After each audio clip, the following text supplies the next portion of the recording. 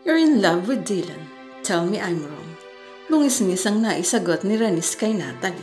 Isang buwan nang wala siyang bukang bibig kundi si Dylan. At sa bahay ay para silang nagpapatintero ni Dylan. Iwas ito ng iwas sa kanya. Parating siya ang taya. At kung bihasa lamang siya sa pagiging taya, malamang na si Dylan na ang taya ngayon. Napakadali kasing abutin ito. Hindi na nga niya kailangang itaas ang braso niya upang maabot ito. Hindi lamang miminsang nakita niya ito kung makatitig sa kanya ay gano'n na lamang. Kilala niya ang ganoong uri ng tingin. It was the look of desire. Ganoon ang tsura ng isang lalaking gustong makipaglapit sa isang babae. Sa dami ng naging nobyo niya, ay alam na niya. Yun nga lang, takot pa siyang aktwal na lumapit kay Dylan. She was a certified virgin. Medyo takot siya sa bagay na iyon.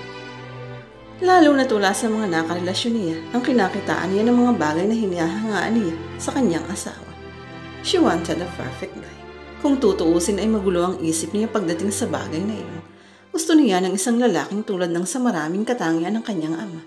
Bagaman hindi siya naniniwala na posibleng magkaroon ng long-lasting relationship ang dalawang magkasintahan.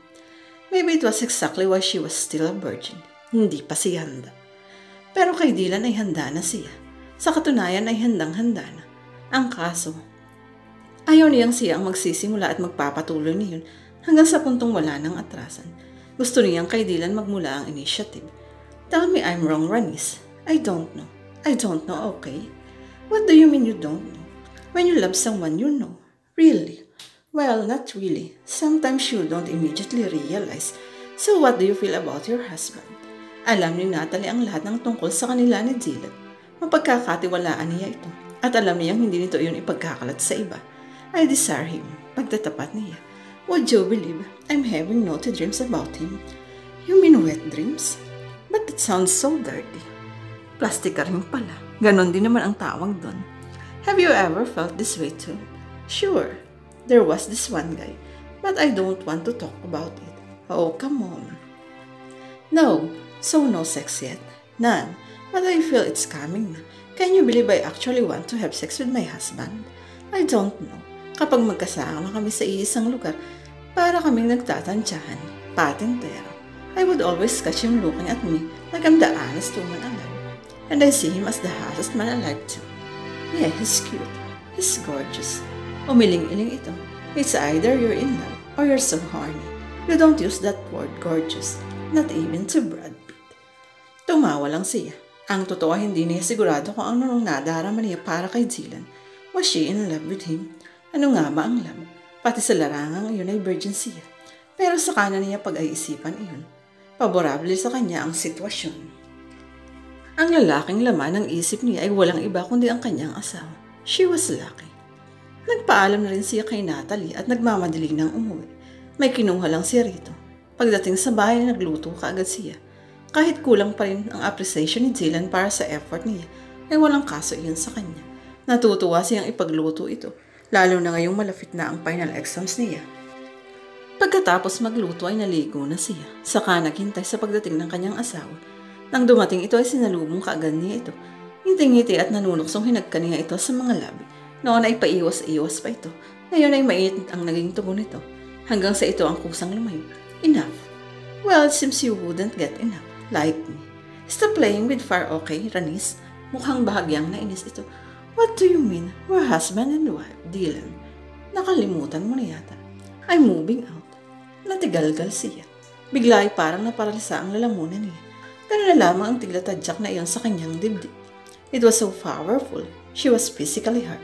Right smack in the middle of her chest. What? Gumaralgal ang tinig niya. I mean I'm moving to Mindoro. Kahit naman noon mas madalas ako roon kaysa rito.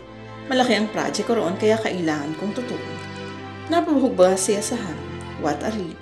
Hindi niya mapaniwala ang ganon katindi ang ginhawang nadama niya.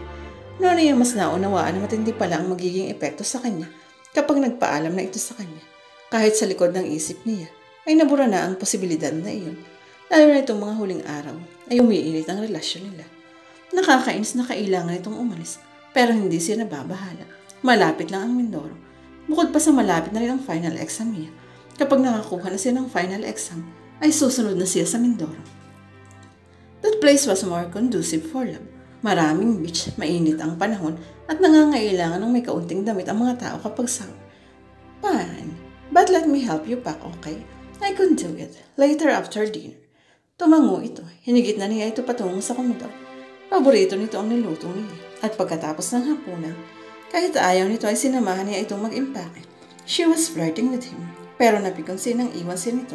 Sinabing mas mahusay nga raw siyang mag-impake. Kaya sina lamang daw ang tumapos niya. May gagawin lang daw ito sa private office nito. Nang silipin niya ito pagkatapos niya mag-impake ay nakita niyang nakatitig ito sa laptop nito. Dinalhan niya ito ng kape at biscuits. Are you going to be okay there? Do you need my help? Everything's fine. Thank you. Bahagyang umiti ito. Well, I'll be sleeping now. But in case you want to join me. Sa pagkabigla niya ay tumawa ito ng malakas. You will never stop, do you, you little tease? She smiled. Marasasarap kang kalaro sa ganito. Mabilis kang mapalo. Nakangiti ito. Bagamat pailing-iling na yung mukuna at tumutok uli sa laptop. Well, maybe I do love you already. I don't know when I started feeling this way, but I love you. One day and one day soon, you're going to love me too. Nakangiti siya hanggang sa makatulog. I smell something fishy, and it's definitely not the blue marlin. Kanina pa napapansin ni Ranis na kakaiba ang kinikilos ni Dylan mula nang dumating siya may kalahating oras na ang nagdaan. Hindi niya sinabi rito na pupuntahan niya ito sa Mindoro. Gusto niyang masurpresa ito. At nang dumating nga siya sa bahay nito roon, ay mukhang nataranta ang mga kasama nito sa bahay, ang mga tauhan nito. Noon lamang niya nakita ang mga ito, dahil noon lamang siya nakarating sa bahay ni Dylan roon. Inisip niyang marahil ay normal lang na reaksyon na yun para sa mga ito. Minsan ay may ganoong epekto siya sa mga tao. Ang sabi ni Natalie ay nakaka-intimidate daw talaga siya. Pero hindi niya inaasahan na maging si Dylan ay ganoon ang magiging reaksyon. Sa kauna-unahang pagkakataon ay parang nataranta ito sa kanya. Nagpahain kaagad ito sa waksing lalaki. Hindi man lang siya pinagpahinga muna. Nirequest niyang doon na lamang sila sa garden kumain at nagpaunlak naman ito. Napansin niyang pinagpapawisan ito. Iba na ang kutob niya. What's wrong, Dylan? You're sweating like a pig and acting funny. Mainit kasi rito. Kaya sabi ko sa iyo kanina, sa loob na lang tayo. Anong acting funny? Hindi ah. Yes, you are acting funny. Parang asikasong-asikaso mo ako ngayon. That's bad because, well, you're not like that at all. Or sometimes even ignore me. Ganoon ba ako sa'yo? Biglang lumamlam ang mga mata nito. Suddenly, he looks so cute. Hayaan mo kong bumawi ngayon. Bigla siyang napangiti. Baka nakaganda rin ang pananatigliting ito roon. Baka nakaganda na nauna ito roon. Baka namiss siya nito. Ang pag-aasikaso niya. Siya na nga ang inaasikaso. Siya naman ngayon ang dudulo. Pinagbigyan niya ito. Ang dessert nila ay sa loob na nila kinain. Mukhang init na init nga ito sa labas. Mukhang nag-iba na ang mood nito. Pasulyap-sulyap na ito sa kanya. Ngumingiti. Bigla ay parang lumutang siya sa ere. Pagkatapos kumain, ay ito pa ang nagdala ng gamit niya sa silid. Muntik na niyang sabihin na sa silid na nito dalhin ang mga iyon. Nilambing niya ito. Sinabing magpuntil sila mamaya sa beach. Nangako itong dadalhin siya sa beach pagkagising niya. Magpahinga na lang daw muna siya. Pero hyper siya. Hindi siya makapagpahinga sa loob ng silid. Ang gusto niya ay makasama kagad si Dylan. Ano ba? I want to be with him every damn second. Sa katunayan, kinabukasan pa sana siya magtutuwang roon sapagkat kinabukasan pa ang kuhanan ng class card. Ngunit nagpa siya siyang ipakuha na lamang yun sa kaklase niya. Mas gusto niyang makasama na kagad si Dylan. Yes, she was that in love with him. Maya-maya lamang ay lumabas na siya. Nakita niya si Dylan sa likod bahay. Nasa duyan ito at nagbabasa ng libro. Tinabihan kaagad niya ito. Did you miss me, husband? Well, yes, of course.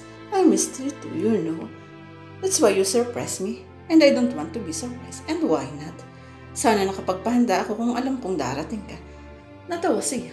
Kahit mukha akong celebrity, hindi ako celebrity. I swear to you. Ang lakas ng tawa ito. Masarap sa pakiramdam niya na ngayon ay parang mas madaling tumawa ito. Hindi tulad noon. Kung kailan feel na niya ang pagtabi rito, ay saka ito tumayo at sinabing ipapahandaan raw nito ang dadalhin nila sa beach. May beach pala ito roon na sa susunod na buwan ay sisimula ng i-develop. Hinayaan na lamang niya ito. Maya-maya ay lumakad na sila. She made sure she wore her tibak two-piece bikini. Nagustuhan niya ang naging reaksyon ni Dylan. What am I going to do with this? Ayaw nang tingnan ni Dylan ang kanyang asawa. Nagkakasala siya kay Melissa. Una ang pangako niya sa babae na makikipaghiwalay na siya kay Ranis ay hindi natuloy. Ang plano niya ay umalis na talaga sa bahay at bumalik na lamang doon kapag wala na si Ranis. Kaya lamang nang makita niya ang reaksyon ni Ranis na tila labis itong nasaktan, ay naunawaan niyang hindi pa ito handa. Kaya ipinagpaliban muna niya ang lahat. Nagalit sa kanya si Melissa pero ipinangako niya ritong gagawa niya ng paraan. Kaya nagtungo sila sa Mindoro. Ngunit kung kailan naman naroon si Melissa sa bahay, ay saka biglang dumating si Ranis. Nagkagulo na. Ang gusto ni Melissa ay lumantad na sila, ngunit hindi niya magawa. Ang nakakainis pa ay gusto ni Ranis na sa garden sila kumain. Doon pa naman daraan si Melissa upang makaalis. It was a good thing they transferred inside. Nakaalis na rin si Melissa. Sa ngayon ay nasa ibang resort na ito. Ipinahatid niya ito roon sa driver. Lalong naging malinaw sa kanya ang sitwasyon. Sa katunayan, ang pinakatama siguro niyang gawin ay ang kausapin na si Ranis ngayon pa lang. Pero wala siyang lakas ng loob. Baka mamaya ay makita na naman niya ang reaksyon nito tulad noong nakaraan. Ang hirap ng sitwasyon niya at tao lang siya. Mahirap para sa kanya hindi pagpantasya ng asawa niyang talaga namang tinutukso siya. At hindi niyang lalo na siyang mahihirapang makipaghiwalay rito kapag may nangyari sa kanila. At kapag naaalala niya ang matagal na pinagsamahan nila ni Melissa, ay naaalala niya ang mga pangakong binitiwan niya rito. Kailangan niyang panghawakan iyon. Nakipaghiwalay na si Melissa sa asawa nito. Ginawa na ito ang kailangan itong gawin. It was his turn to do what he told her he would. Come on, what are you waiting there for? Sigaw sa kanya ni Ranis. Panay ang kaway nito sa kanya. Mabuti na lamang at hindi na mataong resort niya. Ito'y sinama kundi doon sa nabili niyang property na hindi pa na-develop. Hindi niya mapapayagan na makita ito ng mga tao na gano'n ang suot. Halos subad na ito. Bagyang konserbatibo siya pagdating sa mga ganoong bagay. Siyempre asawa pa rin niya ito. At ang puwet nito ang tanging siya lamang ang dapat na makakita. You're a jerk, Dylan. Anang isang bahagi ng isip niya. Inaangkin niya si Ranis sa ganoong paraan, pero hindi sa parang gusto niya. Alam niya at nadarama niyang gusto nitong matuloy ang honeymoon nila. Hindi niya masisisi ito. Marahil ay may physical na pangangailangan din ito. Pero ibang usapan na yun. Sadyang naikasal sila, ay hindi siya sa tahimik lumagay kundi sa gulo. Nilapitan na niya si Ranis ngunit bahagya lamang. Mahirap na. Sa tuwing nagkakaroon ng reaksyon ng katawan niya rito, ay umiisip niya ng bagong bagay na makakapagpabago ng kondisyon niya. Tumalikod siya rito. Maya-maya ay bigla na lamang itong yamakap sa kanya. Mula sa likod niya, ay pinaikot nito sa kanya ang bising nito. Naman niya sa likod niya ang malusog na dibdib nito. Her hands were teasing his chest.